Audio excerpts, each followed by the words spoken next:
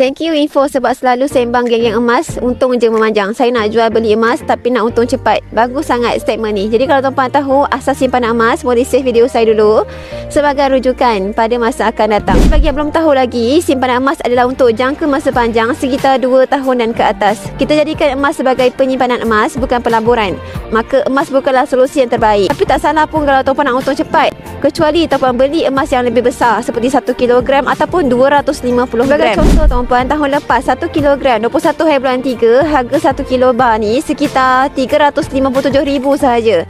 Hari ni tuan-puan tanpa buat apa-apa, 1 kilogram hari ni sekitar 475,000. Kenaikan harga emas sekitar 118,000 tuan-puan dalam masa setahun sahaja. Dan bila kita tukar dalam bentuk percentage, kenaikan harga emas sekitar 33% tuan-puan dalam masa setahun. Untung tak simpan emas? Sangat-sangat untung. Jadi kalau tuan-puan hari ni nak jadikan emas sebagai aset untuk pelaburan, nak memilikinya dengan cara paling mudah, murah dan patuh syariah, boleh rujuk pin video saya dan saya akan bantu tuan-puan sampai kaya.